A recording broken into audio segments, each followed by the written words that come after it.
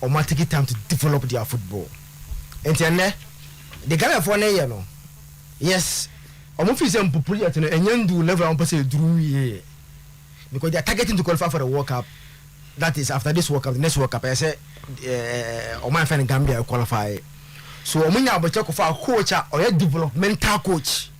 It is Tom Sentford, a coach and JB. The last time Qatar, U17 qualified for World Cup. One of them qualified up to now. They've never qualified for World Cup since 2005. Or them qualified for U17 World Cup. So someone who understands youth development. I'm then about say, come take your time, build a team for us. You're more with a free hand to do whatever you want to do. And then Gambia funny babola. And you surprise say Omako AFCON tournament. They played 4 matches. Omabo Mauritania, Omabo Mali, Tunisia, Guinea, and considered only 1 goal. And someone go play from open play a penalty. About Mali able 1-1. So say a country like Gambia, about AFCON, no consider just 1 goal after playing Tunisia, after playing Guinea, after playing Mali, and Mauritania. And say Obiadi and Nico Gambia for no so. You see, last America, they have big names playing for some interesting leagues. Are very interesting because him Sabantana Waji record and Yusufa Inji. Osa Academy Boa Vista in the Portuguese league, but on starting Gambia. Me say Nenka Ghana was strike be as any yesu strike. Our both top flight in the Portuguese league. The be about 90 minutes in the Portuguese league.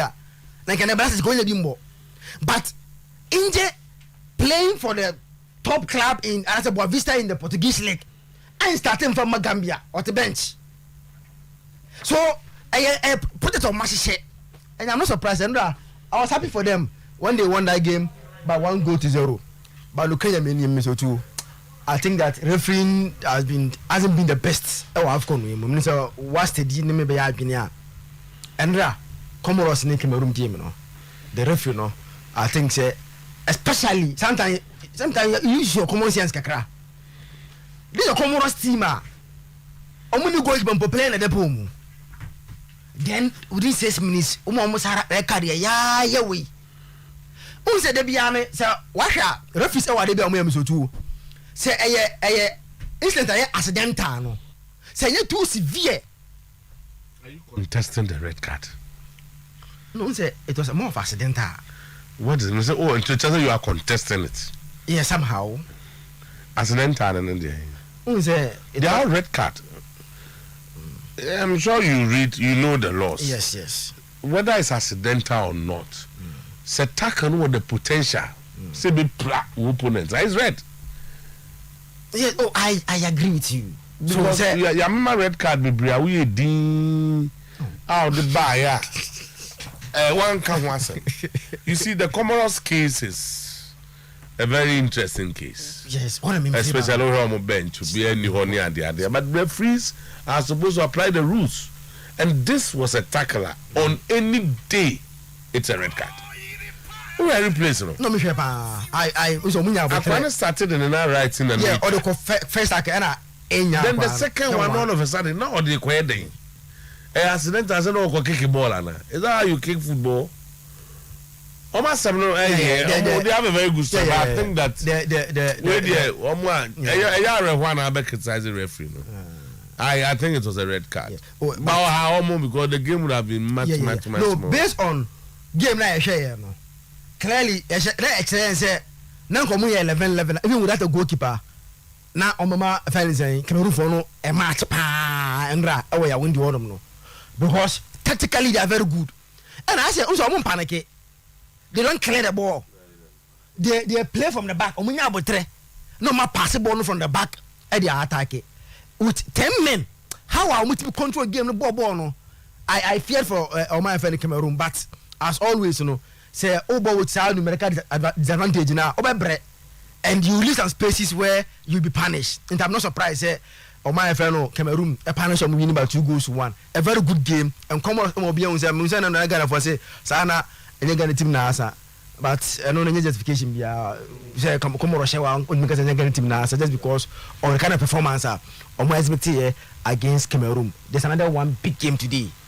very big game. Ivory Coast and Egypt, very big game. Egypt had a slow start.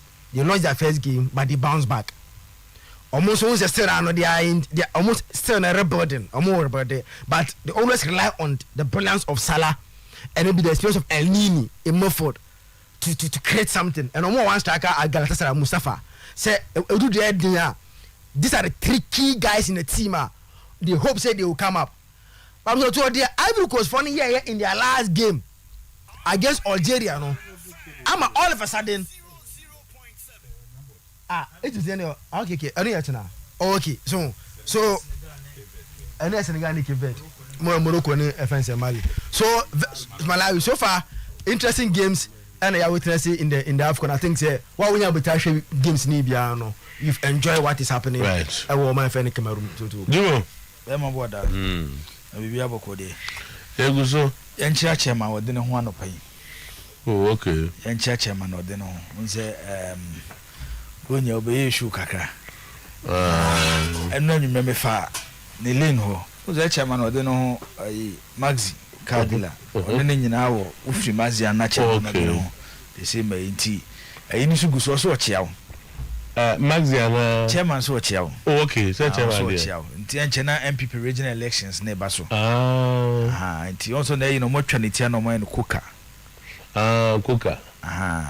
Ano asenwe. Also odenu kwaku apia. Kwaku apia. Kwaku apia no mo twwa so no mo en kuka na. Nti chairman ginamu. Ojinamu pa na ye chia no pe. Adede. Senior adede. Anything. Chairman ginamu pa. And chairman be action afi. And me feel say Obojibu. Nenyoma na wo ye nenyoma na wo tototo no. Yeah, no. Oh yes. O say chairman no.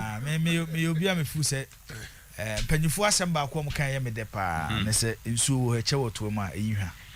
Hey. Starboy na wango bubu bewe na ye na. O say ebewe ya bubu aka hu ye. Oh, Mizo to say, Ubu a woman I go actually. Enko actually. Ezu a che. Debi. Enko actually. Meti na che. Why send the question? Debi. Eduma bia no won cha wa che de jejo. Okay. Ni je so jina na che. Debi. Ezu bu a che di. Echa ha. Ezu so jina na yi wa. Debi. Since you say it's a fridge come on na yi ni wa. Mama fa eduma for example. I'm afraid you may find example. You me an example never na there. O say any example. What I was say. Don't put that count. Na dem no nyina ya che.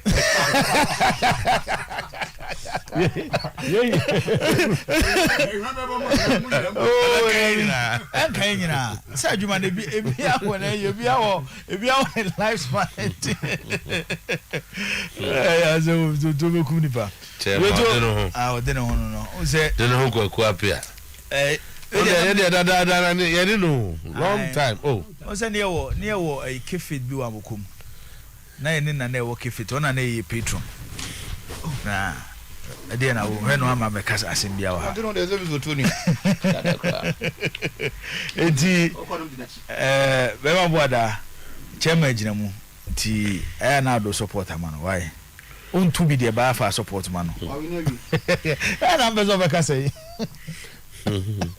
Na be so be kasa yi. Oh, so call you say as a try on the and into Oh, asem kanaka. Oh no. Now they know the asem you. I don't know the so no nim say BBI or no. You my realize idea about Cup of Nation here ECOWAS Cameroon. Idea I realizing say okay, I say before the tournament na make say the gap between top nations and minor nation na close.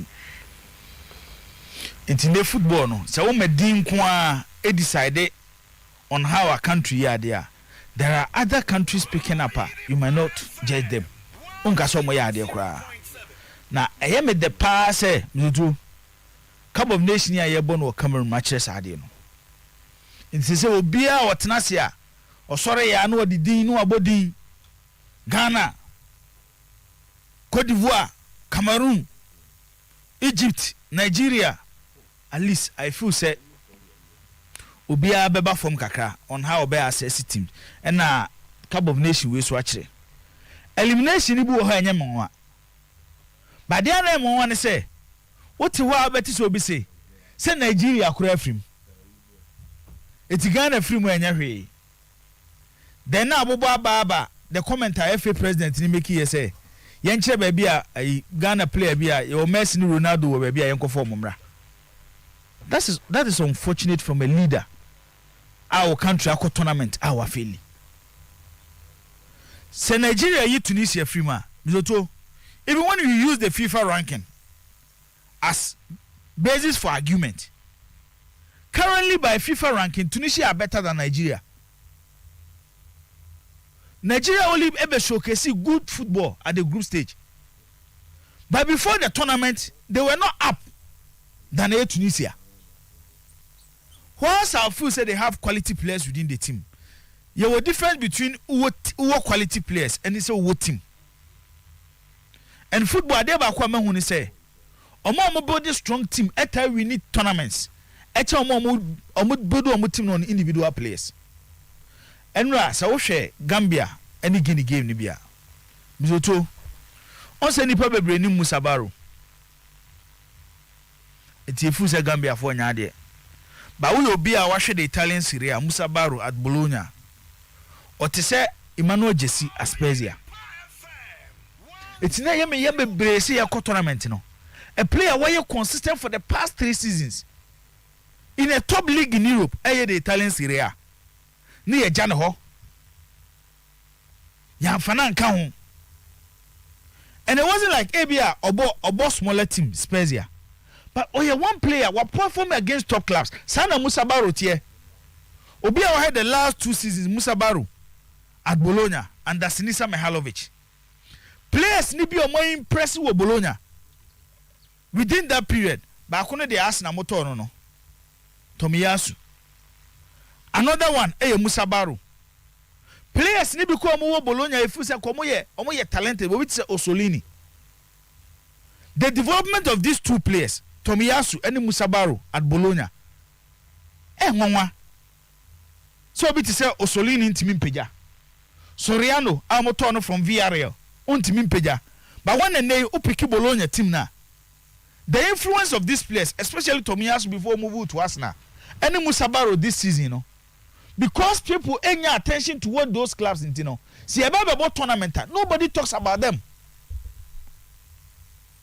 Adeba kwa munye se tournament ye bebo a zoto de attache players omo clubs ya no mota form pa omo never tournament omo timi bo. And watching this Zambian team carefully, there's another guy, some of the few Roma youth players now Mourinho ever confidence in them omo more chances this season in the Italian Serie A aside Afrinya Sadabo obo omo mefod no eti eye team am to they might not be playing for bigger clubs. By structures are putting in place and how their players are performing. ABA, Nyameso na born because majority of their players playing in Europe and they know. Bebrena and Mizutu Slowe. Maybe Omako Pie Italy. Maybe Omako Pie Switzerland. No more Siki Asalam. Maybe a time on woman now more Bobo and scout ko no more. Maybe Omafa Omo. Eti how their players are performing this season in Europe no. Ade ba kwa yanhwe. Me Guinea say even the last Cup of Nations because ade ba kwa me feel say Guinea war. Am bet me they compete with any other team on the African continent. Their method. Diawara Nabiketa was suspended yesterday. Omo me am perform at the last Cup of Nations, that was 2019. And I was surprised because Omo start tournament no. Na Diawara of form pa. Nabiketa no struggle with injuries there. But that was in the early years at Liverpool. It's born in Leipzig, no deba Liverpool. No. I was expecting him to put up that performance at Cup of Nations 2019 in Egypt. And no free. But we show group stage now. Nabiketa, Diawara in midfield. Zutu, I am one of the best combo at this tournament. It's so sad. Say Enra Omobo against Gambia. No, Nana be out of the game. It's Enra game na I was not surprised. Aside the tricks around the AFCON, COVID, I still believe Sam Zoto. being a tournament nation one of the factors a boa country be a host to tournament. 2 what history around the tournament. Then tournament in sa forward it difficult to lose at the tournament. Sanyo Miami and saying Mizoto the Cameroon at this Cup of Nation. They might not be playing the best football at the tournament. But if there is a side, who tournament where so what show omo and omo pego, they don't struggle to get it at Cameroon for no. Especially their front three. Veson Bubaka, Ekambi, and Acheampong team. So for these 3 players and one make catch this year. 2 seasons ago, when he was all her Champions League, Lyon Yi Manchester City Freemana. So I see no Mubori Pep Guardiola ja Otamendi kwano. E kwa can be fast or the Otamendi fast no. But yes I could be ma. The problem is leagues no muboni yan show. It's a beba tournament. We will talk about players or mobile in the top list. But Obi Awashe can be in the French league with Olympique Lyon. Bekachra will say. Yeah, Africa attackers or more perform in Europe. He's one of them. Veson Bubaka or tournament experience. Acheampong team, forget about Okobayen. And it's Anyo Manyomano. Acheampong team at any club here Wakubiano. A producer ya there. Whether saw your backup and I saw started the club no. Then go to their method. Zambo and Guiza. I can easily say this season in the Italian Serie A. So far, matches are in the Italian Serie A. No. The best 2 signings are my influence on their team this season in the league. I have brought here a friend say Zambo and Guiza and then Mike Mignon of AC Milan. Anytime we be a Zambo and Guiza be free Napoli team no. Bizoto Gab na Ojan esuchen even Koulibaly there. Esuchen Lorenzo Insigne there. Esuchen Brian Ruiz there. And they only the anchor man for the team. On check the direction of Napoli play. Wanye lucky. Sometimes they be a mekase Obrana Ebo Mizutu. A do stage where you need favor. Ne journey baby I want fair fanitino. Yankazambo inti. Sometimes when you talk about top African midfielders, Yabebo Party, Yabebo Kese, Yabebo Bisuma, Nia Boboko, Yabebo Ismail Benase, Yabebo Naby Keita, Nia Boboko. But nobody talks about Zambo and Guita because Yabeko refer say, oh, last season, Kwano Fulham, and a Fulham call relegation. Saturday Biana Jean-Michel Seri Kaon. Into call relegation, the own idea. Young Kasa about the individual skill set of the player. It is our Cameroon team, no. Mizoto, the stories around Comoros team, no, and the COVID. I know a player and also bet them, then won the man of the match as a goalkeeper, no. But one thing I've realized about Cameroon team, they say, a lot of things are. Other countries are more the knockout stage, no money. And the biggest advantage is they are hosting the tournament at Cameroon and a more tournament experience. Me see from me see wa. They say them say Akwana Kasiasia the Nemamono. Dusan Vlahovic. They say them say see. What's the way they? Mr. Otuo. Go be on to my Blaho. Adiaba Kwa. I had Juventus.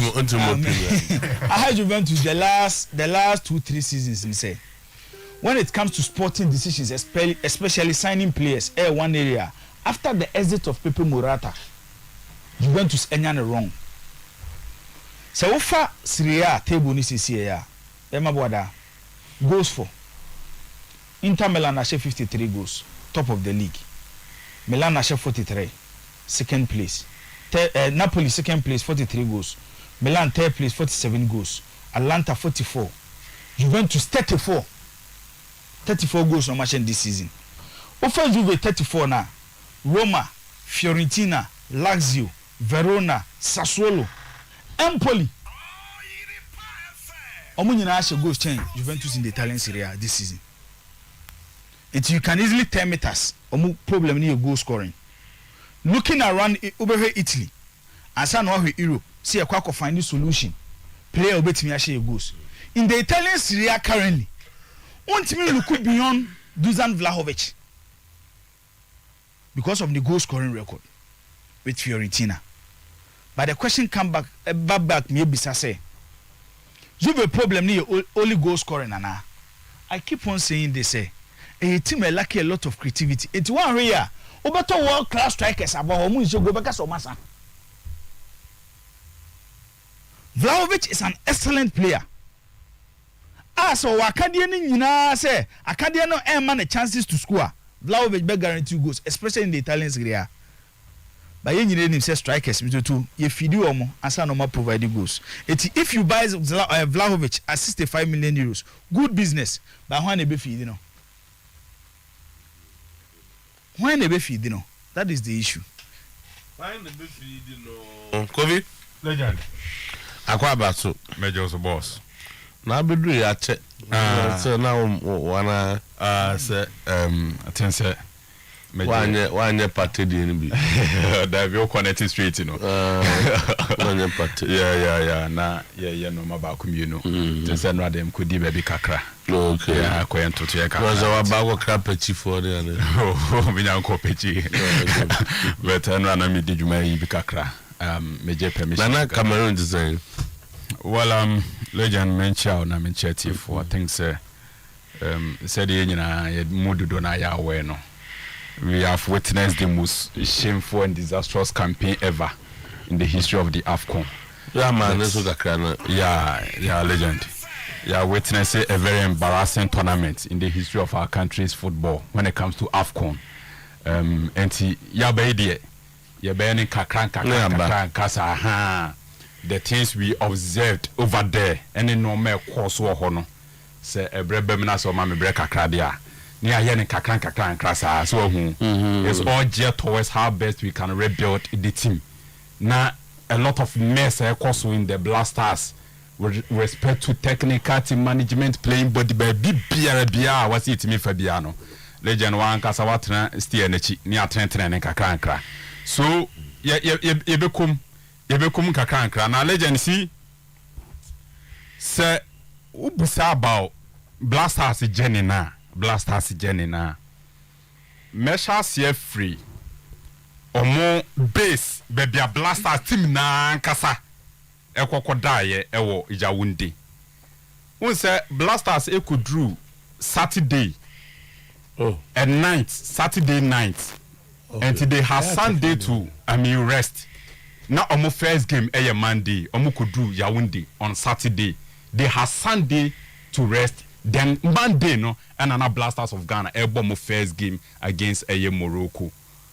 The biggest issue they can pop up or Blasters camp a bra ye di place ni nyina kogu Joga Hotel baby ano mo dawo Yawunde ho no na place na spend one night Sunday night no they change Monday also mo ball mo first game na place na start say omo complaining about accommodation no baby e do ma akwa da no na mama kasa asimu it wasn't about the facility hotel in the so no so betimi anya a full view of the hotel na it wasn't about the facility say facility ni ya na senye but it was about a night pub legend it was about a pub a year close to the hotel a drew night na so omo pub ya obete sounds no in their rooms me pa cho tini pa baby a place na edano very close to a pub a draw na Jonas ye bon na so omo Germany during the night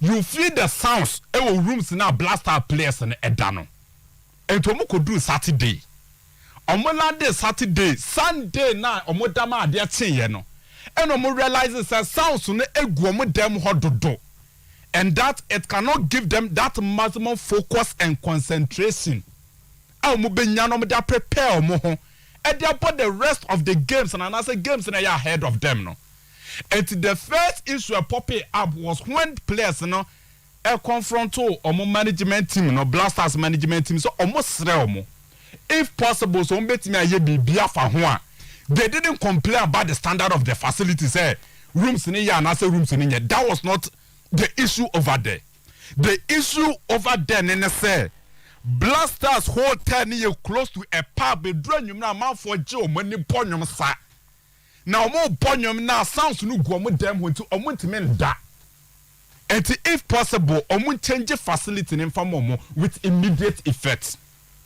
and omo catch omo na legend you see on say omo ye or the say grouping you know on say omo ye pair at somewhere in September so atom omo ye Blasters contingent no mo represent here no coach Sika Konoden was the head coach omo together with one or two people omo complaining about facility no the nature and its closeness to a pub and to omo sesano and to omo the report no kokoma calf and you omo anko biu any country yeah this particular facility ni more football country because Morocco rejected but they don't kwada no Morocco na ye no mo group no omo rejected country be a domo call be or football country be or purposeful for that particular tournament na no or rejected because of its closeness to a pub.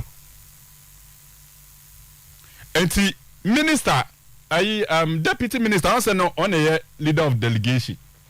So they decided say players no complaining and omoti and they decided say ombe try na omotimenya hotel be betimi amom that peaceful atmosphere no and almost started almost search for.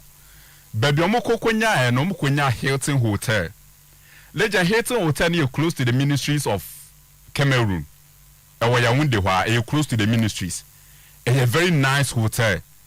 Omokonya a one na Blasters management committee members no. Hilton Hotel hono. A one na Blasters management committee members na da. And omo check is ombetime rooms are good enough and I say in terms of number no a beso Blaster boys and because we say 1 player to 1 room because of COVID issues. Player beer and 2 bill a 1 player for 1 room. Player beer in the room. And to check numbers and not just a enson. So omo buy and umbebusa F4 say based on the fact say hotel no the place and bed done close to a pub. No more call Hilton Hotel, more facility near good, not atmosphere near good. I didn't see no man fight for that particular facility because Omokono, Sometymer ministries for acquire. Omane a Jibo, a papa, a travel and tour, Dean, Omani Dean, something Dean, and acquire. Omoko realizes a self facility near good, any atmosphere and environment. No, not car for delegation, you be the whole. Legend in your pa. When I Local tournament, you don't determine where you sleep. Exactly, sir. So that hotel was given to them by CAF. Yes, and I make us say, or more CAF more facility, or more any good enough, no more changing into facility now. Blasters Kodai. Yeah, the Morocco for what's a Blasters in Ethiopia and another. So this are be a group C. Group, no. Exactly. Normally, group, no. Hotel in Amuda. Exactly. And now 2 of the teams in your group will be here. Exactly.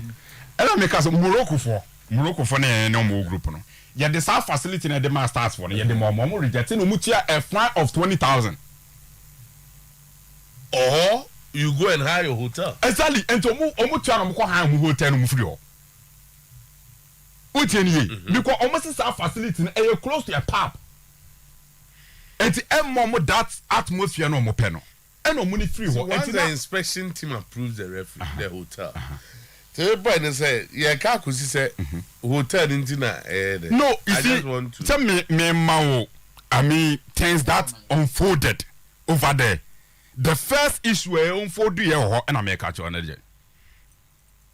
So, indeed, come for the amount say these are the facilities you bet me the amount. But corners are steady facility now. You can take decision. Normally, so we change here, you change it at your own cost. Yeah. And make us a Morocco for no mobile no they change it at their own cost because some of them say but be a facility ni one ya be born your man mu place Hakimi Asharaf munya asumdwe mo born it's not good for them so they change it and pay the fine of 20,000 and no free o. Et ya man be mu yourself say management committee ni je for akoda health hotel as if say omo de omo akoda be no but that is the ideal case on the part of the players. It's a very serious but the players have been in tournament. I'm saying that me my tournament draw that at the draw now at that time number them say this is hotel for Team Ghana. Oh we group no na mbeda enti nyawo na wo kwatere ba bia beda wo tizen go for buy yes bia Golden Tulip and I say hotel we I had a group no monda Ti imagine say wo say noise kekenti. I'm imagining say yes hotel na blaster for that. Yes bibi o honti o ma ko tua sika fofo. Already e budget kura asem down no. Enya asem ketua. Some of the baby nti Marco 20,000 as I call him on here. I has it with the taxpayers' money. See, legend. What's that from first day? What's that? Maka ahanyo ohone Comoros da. I am Morocco. Morocco. Ena omuyo Morocco for so omude mutimi da ho. Inti Ethiopia for ne beda ho. See, what's that make catch yourself? Sir, omuye draw no. What's that make catch omuye draw no. Blasters for ne complaining. Omuye draw no. Sometimes they complain about the facility. So Mosesano and a calf reject here. Morocco for so buy no, almost complaining and a calf reject here. And a Morocco for they almost say. It's not once again, it's not about facility intelligence, say rooms in here and I say rooms in you. That is not the issue. The issue the place let's say how man. I mean, that is the first issue popping up. So, the fact is almost catcher blaster management and it's almost a son on Kwana catcher say when you're happy with it. And then you can be crap as on Mekobi. Now, you're telling us, sir, a horn was any need to appear for a doubt. Let you know or money on the down or to Korea. Not to be for the hotel. It would be for the hotel. Now, a draw numera. It would be for the legend. Naturally, omuho fedo. No, Africa. Naturally, omuho fedo. You see, no. But naturally, omuho fedo. What is over the member be home? We got a man. Who called you Bama? What legend? What is over the member to a warfare? Because what do we that say? What is it could be as a member warfare? What do we that? Okay, say what's a lot? Here's the last in one time. Legend. Ethiopia. Yeah. At this about omuho fedo no. Now, no.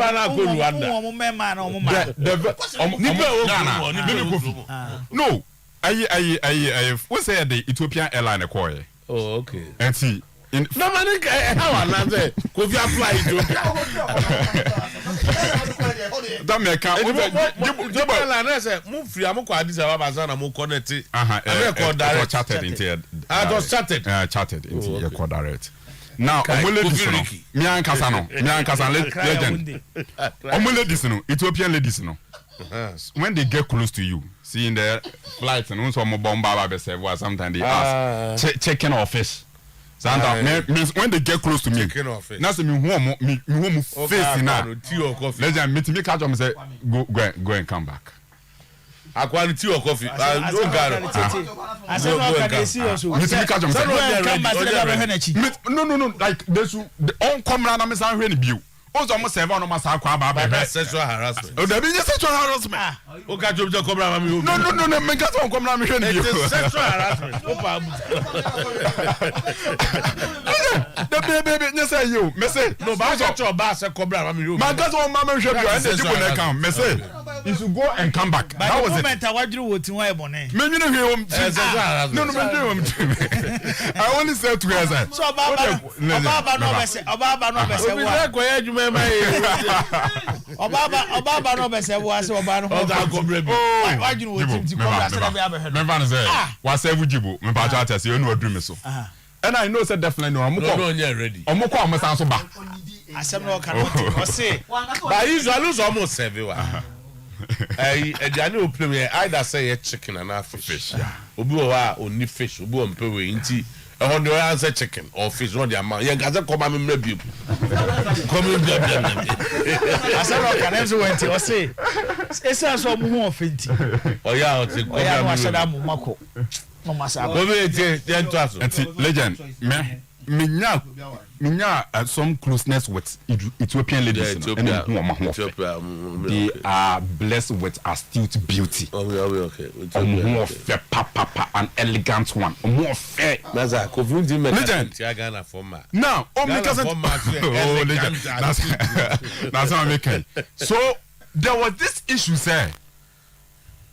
ladies now omo ngare unya bia na how better oh there is saving for bam koya adwuma okay because on me ho na maba go say to so on conjam review legend now these ladies no Ethiopian ladies because say Ghana Blasters team no any Ethiopia for ne da no these ladies were coming there frequently and you cannot stop them because omo team eda ho as to whether omo ba club so mo come management members wo so mo come place so club was inside the hotel and I make us went down and I make us they make hanga went down and into hotel most of the new ones no more club was here enti omo boss sounds na place na say omo boss sounds na ejigu omo dem team so imagine that time I'm complaining 24 so the omo mani je Cameroon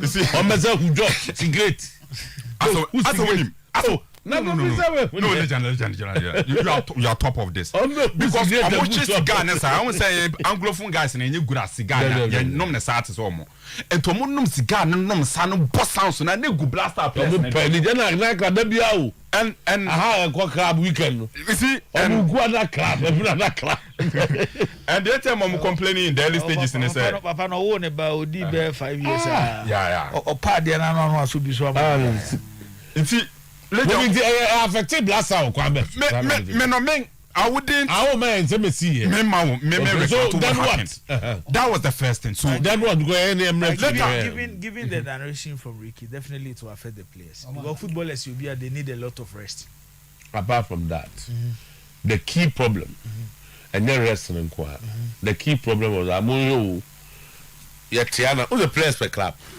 because of the nature of omajuma training in training out playing football till the biano omo pe bibi too and you say who go for club no be say building ni mu a anadoro ka chen so onye den enti de mu ye de emwaye ye mu haye won wo be hana bi obi a pass ya ko obi dem na journalist for so ho na me ade ba ko a be bia ko fidi na yi na si na obeto ansa na wato aso e ha me ne say ade na management committee no mo da hotel for I'm really surprised because this is usually tournament amako nyina no baby a team ne wo no e ho na management committee yeah because you are there to manage the team it's true it is a different hotel it's true na players is a different hotel then why not managing especially management committee no CAF will not take up the bill of all the management committee members so maybe now one or two be everything now I got tournament Ghanaian contingent. Me refer the exact number. But usually about 7 to 10 of them. I'm not sure 7 to 10 of them will be catered by CAF. Everything. Everything. But where do you say now almost the baby for? I don't know what now Hilton Hotel. The management committee chairman with the other member. Be a DFA president. Omudu na fan say based on number na ye dia maye no. Rooms ye dia ma e be a team Ghana no. And I intimate containing the management team. I got that particular moment now. And so my team relocated from the hotel. Also, your management committee. No, usually I'm confusing the management committee with the GFA guys. I say, if you are GFA president, on your management committee. Yes. And I usually I'm my president for no na. Yeah. I'm no baby for. Yeah. If you can be a CAF executive committee man, or no matter but paying for management committee and technical handlers no there. They are in the same hotel with the team. Now you see. Anyway, you go via for episode 1 no. Other issues. Now, me name there several until the Ben kakra. More time. It was one of the biggest issues that pop up. Member players in any technical team so. Now, one other issue I'm the back when you're free or not legend a breba. The very moment players ninya a hint legend within you. Say Sometymer it was true. Say players in be one godfathers. A barber straw almost almost be bompaye any other day their mom ewo camp ewo from godfathers spiritual fathers yes spiritual fathers okay spiritual fathers beba so omo do life let me tell you why no mo boa Sadia no eye common ewo players in the camp legend no moto one players in the players in hunu say no dey na Blasters management na ankasa no team na ankasa no edi obia ba na dwuma ne say na jaba oma correct score legend wote ni pa team na ankasa edi obia ba say oni akro no emema correct score enti Blaster 3 games na ebo eni nyina na bia ya sore na yete correct score Algeria buy no o bo amani obi ankasa o for Algeria 1 month in Algeria 3 games no mo boy eni nyina first game no against Morocco no that spiritual man na omode ne ba de ne beda hotel no obebo mpa ma hwan wo so team ne de na ba team Blasters ne de na ba oh when they say it's normal it's normal it's a story be menim say no kwaba story am tie ne say who see your boy a final game against Comoros no na say every president ni ho da be no ni ho yes spiritual man no catch every president ne say before say na be win game no mfio no mra Ghana. But that was the story I'm telling about. Menim say, menim say, Omra Ghana maybe be nyesa. Nyesa said the chi. Kwanchre. Say no, na say kwanchre wo. Just me o. Sasa ni wachi a. Wa team, una e da no. Ebi okra na opponent ni bibi afa so. Nti akwanchre ni. Nti say wuni ho a, ebi kwa akonya na e de ama won. Wo ko tena so a, ebe ko against us. So leave here. E dey sasa e dey am so too. Oh, I did do what personally. So as I say, we are bad luck na e do what as a human being. No. But see, we catch them say, and ne men koye program no because so koya and near man koye. And I'm saying because we grow with the go and just sasa di mechi. E be say e che o sasa num say free o na everyone be yen in chest sasa. I bet you say the make no so. I know so I bet my say. Legend. Enti players na the spiritual man no ka say spiritual man no ono ya sorry bia oman any match day ana mu no there be so won de beba ye ko off first no social man odidi ti say the edidi what the hotel brebesen ye what the hotel odidi we je bia kama ne de ne so oma correct score mudi fufu odidi each match day oma correct score.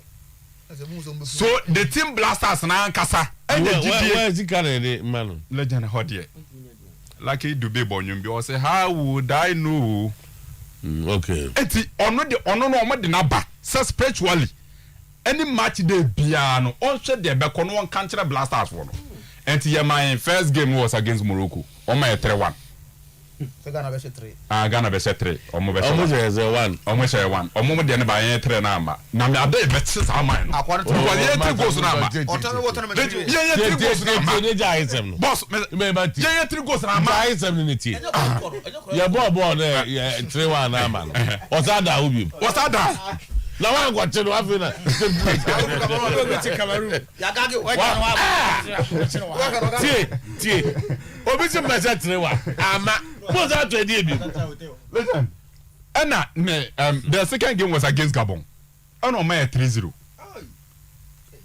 or the man the same person legend the last game Comoros on my 2-0 or the man or the team no mo de aba no mo de man penny for no match no media for no ma na mo report to abon country ala e ba logo you better eti Sometymer players and realize that say ampa ibusa other journalist legend Sometymer players and realize say the team na kasa do obia bas spiritually no then there was no way so almost very restricted omon call for musu gidi so metimi abo mo after 45 no ma betra Cameroon me ba twa say because team na kasa do obia bas spiritually enti adenti na me so me player na so me so me bobo a me so say me trust legend say onu betimi abompa ya ama me no 45 me spiritually me fa ne ma to wo ha no maba no obone na mo sa players be no I just don't want to go into names now ebom ona so obi na mo di odene buy na emwo man kasa so the legend that is the situation But now we do the players in the people and Kwala almost. Messi omo doma 21, 22, 3 years. Wa mo Bob Brown. I'm adum tea. I'm a makonya abru ball. Marco Van Grofo bi say omo yes spiritual father no omo na amamo do baby oba no abesra no one na atanse no adi nkomo no agya no kwa no ko. It is so because spiritual father. It is so because team na nkasa na nya gide obi mu de Bobo aka Messi spiritual father no mekwa ko we no Ronaldo. So what you team na nkasa no enya gidie e wo obi de na behye hotel ori besen kan no ma. Emma correct score ba kokora kwa no ball first one na nye no. Straight. Modern say can kontima. Anopa na ko bedwane mo so onye spiritual. Enti oba Cameroon ni bi akọ. Enti de na jibo de na jibo ka no. The last game I any Kumuro so ba bebo no. Ko bi hwi na so. Na first 3-1 ama. 3-1 ama against Morocco. 3-0 against Gabon ama. Ni na mo de hwe no. Enti ala no chire mu say ba ba go fit. First one ama no. O chire mu say. No, I want to see the same bell. That's why I said them. The first game. Obuko did the normal command. The normal breakfast. Okay, what that hotel. We are no on your fast. Or represent or condition. Okay. First game. 1-3-1. Amaso. Now the manager did. Now the team was here. I when him say second game no, and I inya explanation for why 3-0 number. They were catching them penny for no. No, say at that time no, I go nearby no. Now blaster players in India any will referee no, so instead of protecting the ball. As you know what technical way just spiritual. Saturday night it says no, but this is not Saturday night it says Hasem. Saturday night it says Hasem no hono. Saturday night it says Hasem. Because Saturday mama say first goal no. Blaster management members no mugusuro kakana na aka no mugusuro no.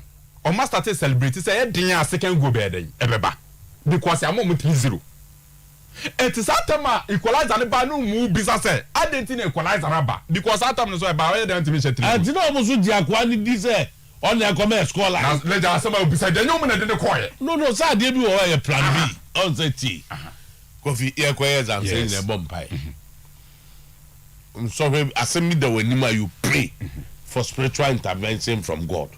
But I know nyase ebi akoye exams na wa bomb pese nyame mo awu nti okwa na ate wo hwe o bobo obi si obi se 2 do ade dey obi na board na be mo abo 2 no ko was man ka be taking up a man crop for what o mo nti it's a serious issue big issue me say order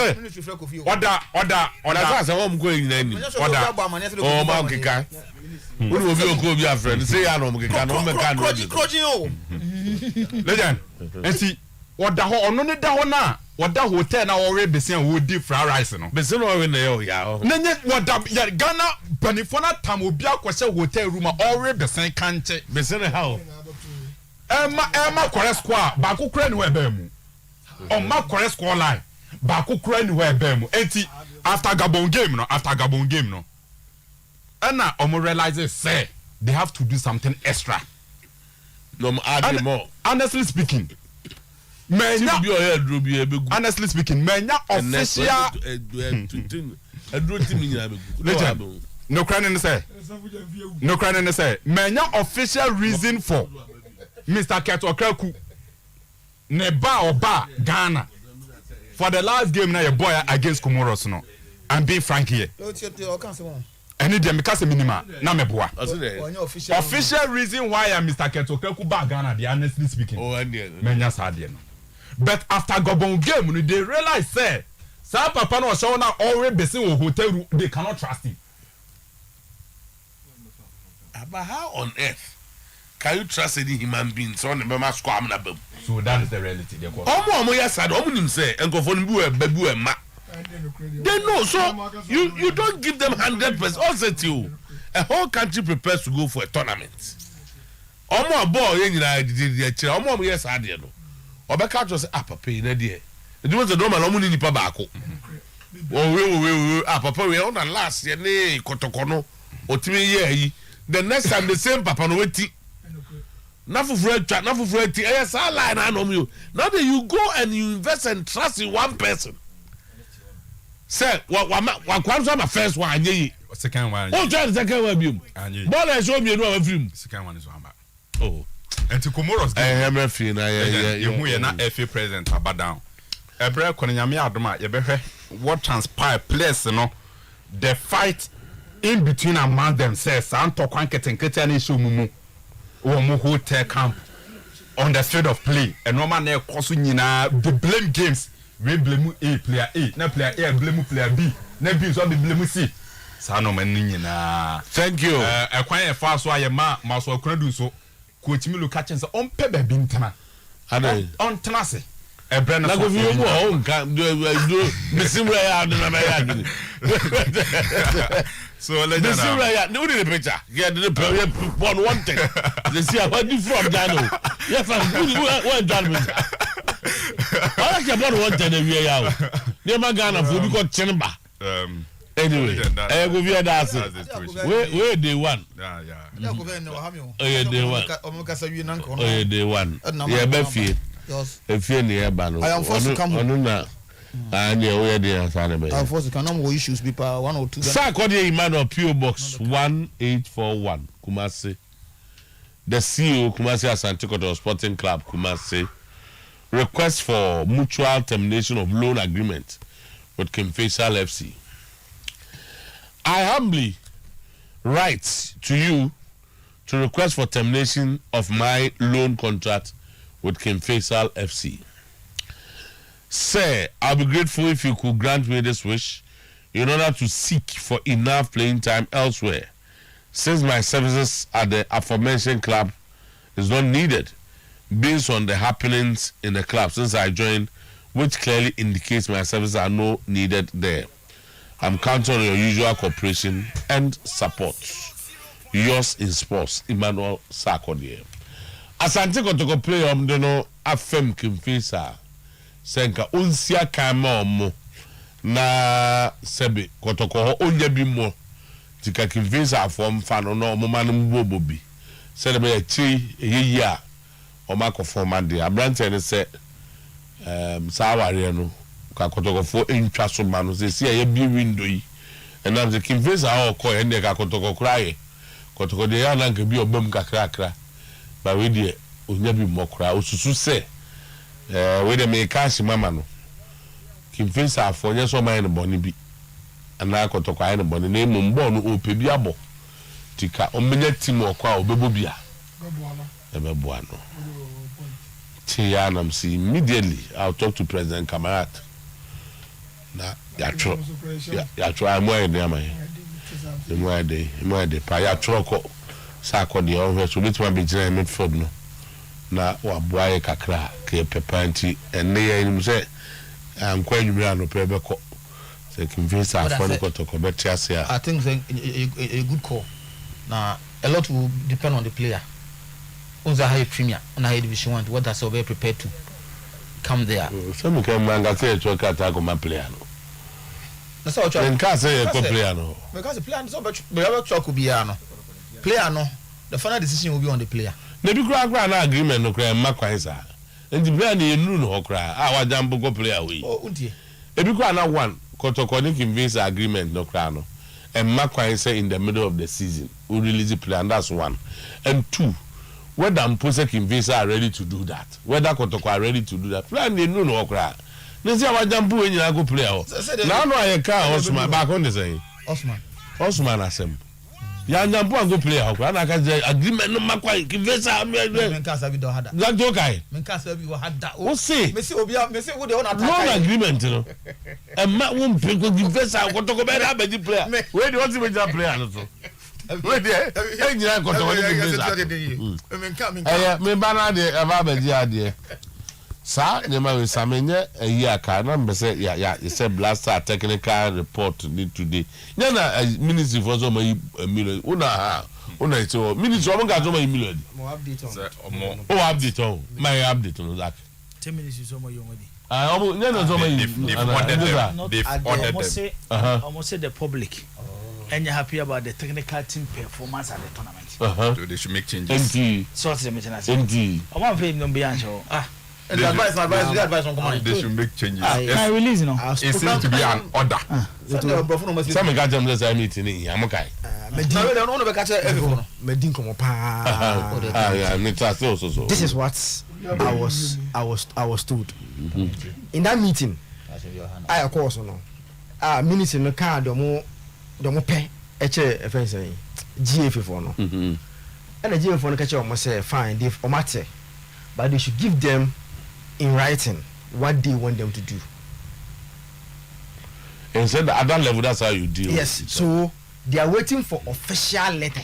So what? At the end of the catcher, my GF for say official letter. Say the Ghanaians doesn't have trust in the coach anymore. If say the money so they should sack him. And I'm gonna say, why they don't want to sack Milo, and officially on the man ministry in the one and say, "I'm say, I'm share AFCON no, do a guy of film, but your last game not team performance on our sorrow." So the team, yeah. I'm gonna according to this official, I mean, they official against Comoros. Though Ghana lose first game, about draw second game, lose in third game, but I'm say team in mono. Why move is there? Defi, that's cool. This is what they told the ministry. That's at that point. I'll say, when the mention some meeting, okay. My question was, is that going to be a discussion? If the ministry felt that Ghanaians are not happy with the performance of the coach, on that they are not asking the GFA to give an opinion. What I say? They are not. It was not up to the GFA to give an opinion. And was a came said day before and the very day no meeting. What I think is say a wrong person and a handle and your mail course work Cameroon no. Make us because which boils down to the minister. When your man am a 10 and 7 no can and say bibu or Cameroon or Percy so. Yes. So was a Ghana fun and you're happy. Because you see. So why do you come? You see, when I was calling for investigation, these are the things I was referring to. Where look at the team that goes to a tournament. First of all, baby, Adiama players on Monacra, annoyance war, a nightclub.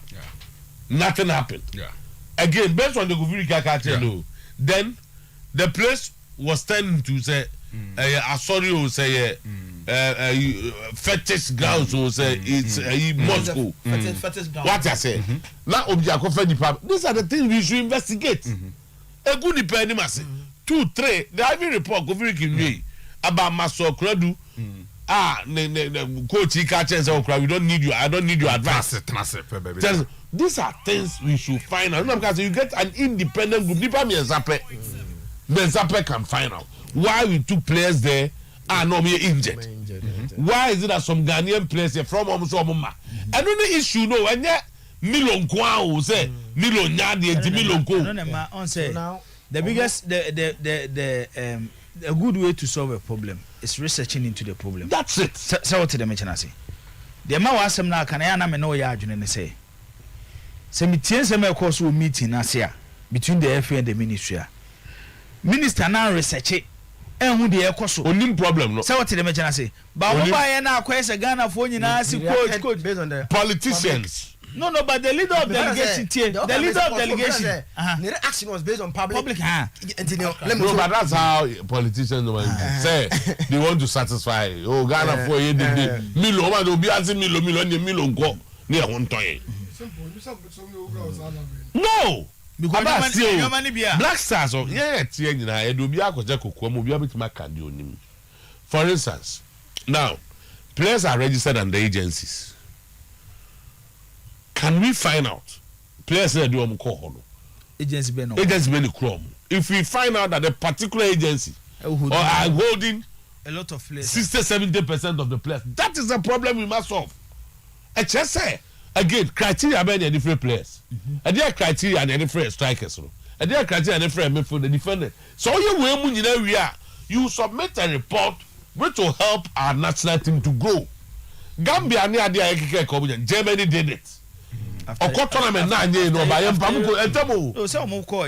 say ne bia ha say bobo and coach o pamo na coach from a band the same to happen omo boy find out Germany they are okay from 1970 no 1966 ebepem 1998 Germany tournament bi mbeko knockout stage. And that was the first time Oman go. It's a mobile European Championship 2000 now man qualified from group no. Normally England, Portugal and Romania. Germany in a real group no. I want to say then there is a problem. Let's find out. So what tell me it's yeah Germany there now. How the example difference ni mo. This is our worst tournament when it comes to Cup of Nation. Yes, a coach keke. Then who say problem ni na coach. And coach keke. 10 minutes with Kofi Ricky, who's a coming coaching. These are players from Media Parks where some better trainers, and they have been made to believe. What I say? If you were close to our Black Stars in 2006, 2010, if you were close to that team, everything was fine. That team that called South Africa Cup World Cup, no. Everything about the team was okay. Samres anema we nyina na bi ni ho. Me Milo AFCON, yes. I traveled the Black Stars in 2000. Just before the 2006 World Cup to America to a team named Movia. And yet sabi nipa ba kwasebo every Ghanaian was praying for that team. Okaya Ghanaians elsewhere. World Cup was a Ghana former Germany. Every identity say all of a sudden the nation is not behind the Black Stars. Say you never be omuya ya ebufu ya nsovu ni ye. Do we come back and officially be take the president to probably apologize to Ghanaians? Say we you remember na cause Milo ya be Milo so be corner Nigeria for the year World Cup no on the Milo na me ya do Nigeria Milo na za ko ya no omu de bibia twisi Milo na mo me go World Cup ni bi na mo Milo ya ne Nigeria ya kotoko ne house the Milo issue no enti see ya so ba de waka ni yare ate dada e bi afi no be ka foforo de o da bi official letter ne say obi an so ntie now official letter oh from them dibu kwa ka chem GFA say officially dibu no aka they are waiting for a letter from the ministry take along say mo say match say please they say madam we want you to sack coach Milo they no match e dey abro mo GFA then they take the decision now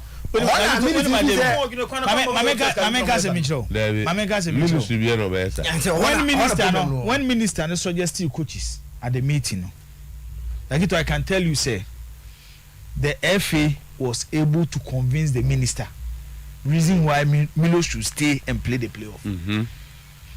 No, FA no. For the FA for omo meeting no. Omo convince minister no. Me say omo convince minister na maneti as a reason why ese Milo tra. No. Abai person opam obi otwa ne ka. Na Milo no person omo sacrifice no for the shame of the Black Stars at Cameroon. Kenya ne say na yete kan no. Come up on that. What I'm trying to say na no me na ma ma vanilla ntibanda. Come up on that. Nila nteze ko yi ko je di art na melete. Na Milo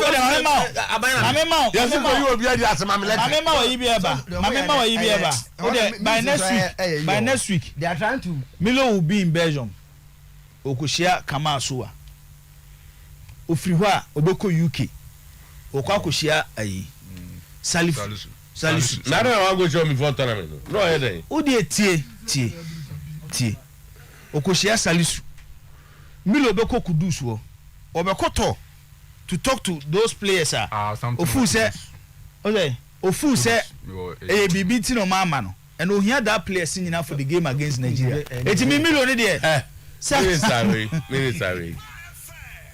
ontie you be an offense no ya di o hu fa no sanko ho sorry ontie ha de me de yeah do yi minister bia obefa se GFA omo ye sebe easy to run over them no what's it. There are people within the GFA.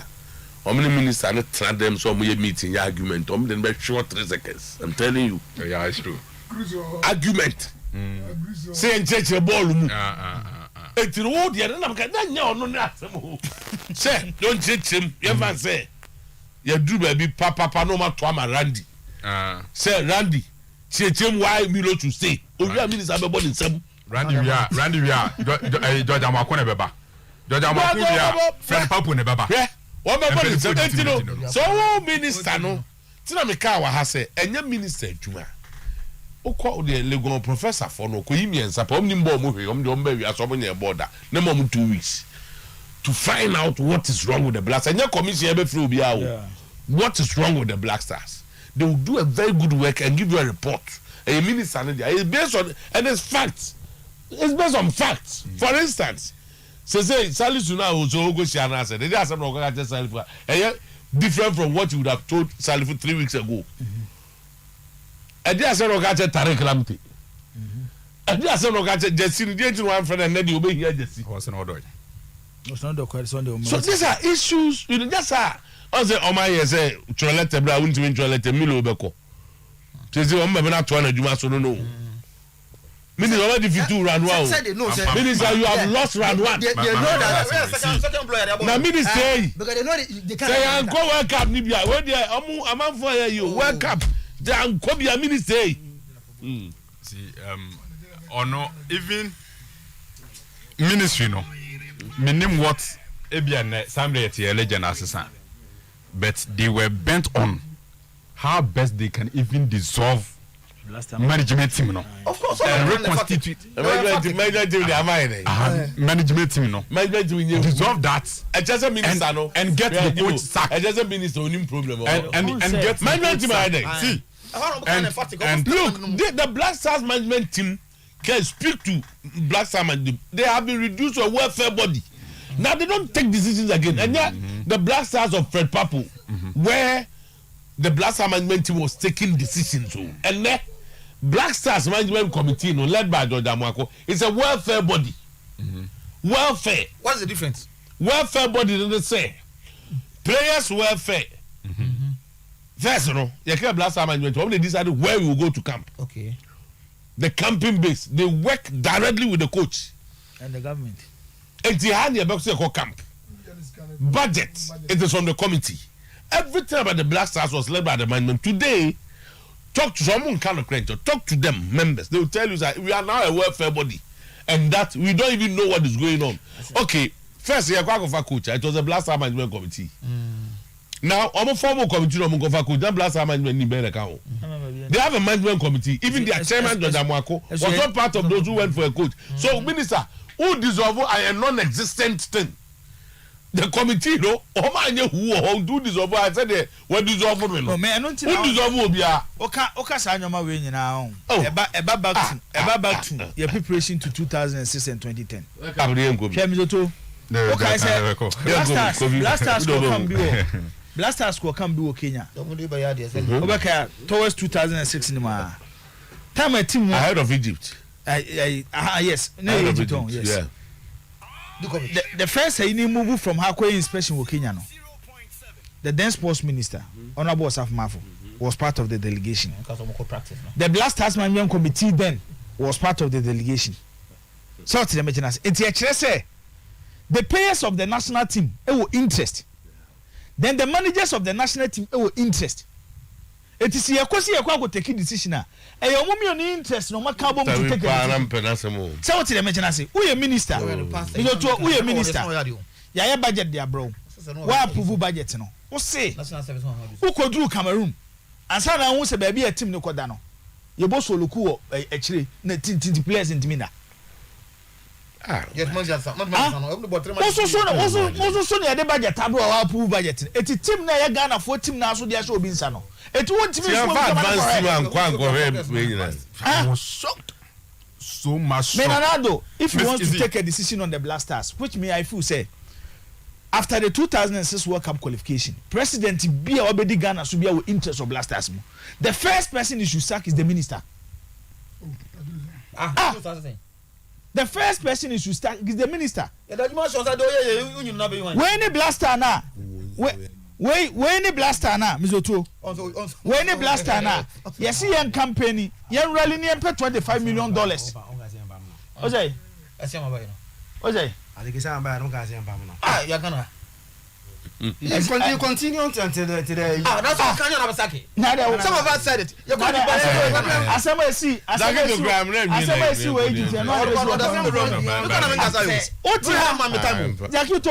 this is our worst run in the Cup of Nations. When you are comparing it to 2019. Run based on what? Because Yakoto met at 1 point. Ghana be yesterday.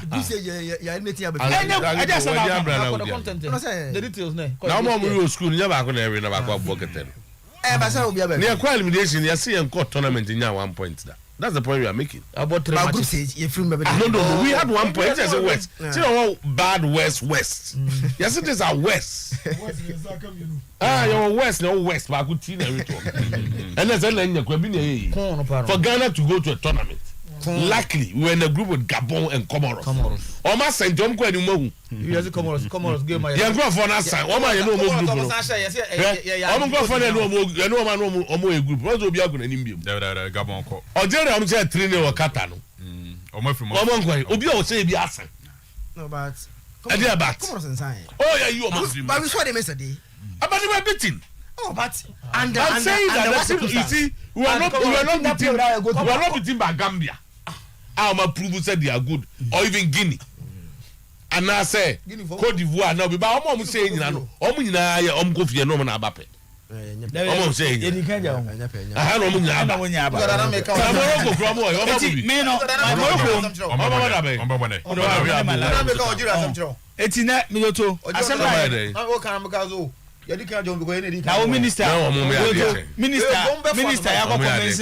Minister convincing say you raise $25 million for the Black Stars.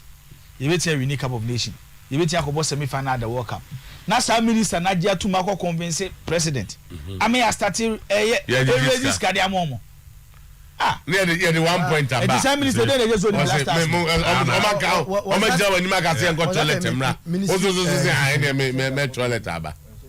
Maybe now young corner. So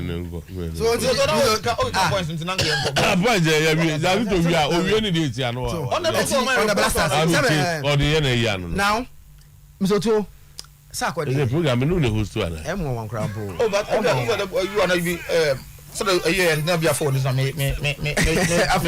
Tino. What's up for this? That's a phone for Manum be normally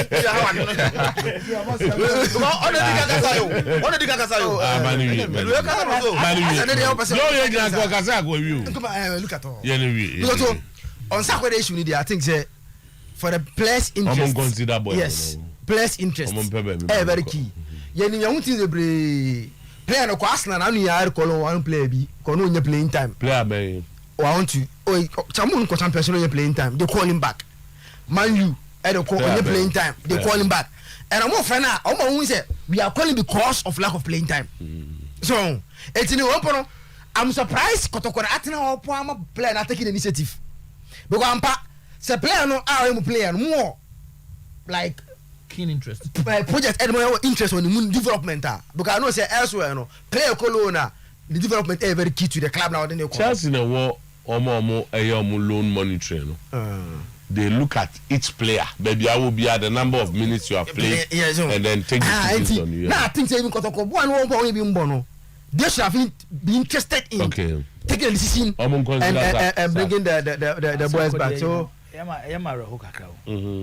okay, before we back to Kono. So they will have for Dijuma or one Kranza Warriors. The last season on Kranza Warriors, Zemeka Division 1, Onokonya, man of the match 12 times. No, he was their best in this thing. Zone in he was the best player in the zone. It is zone B. On a day back when we are Mimpe, Maka, but I'm so much shooting. Oh, shooting and Kopo. He likes to shoot. Say, no, Kabebia. I know you're developing, but Trump and I shoot you about Mvapo. The time, my son, the performance of Division 1 be but I'm sure the first training work of Tokona. Or similarities of Michael Essien, but to hear proper coaching. On the side of money in so it comes back to who player now? Wow, Susuba, you are ready to learn. So what's the chance? Wow, Susuba, better than it. Ose.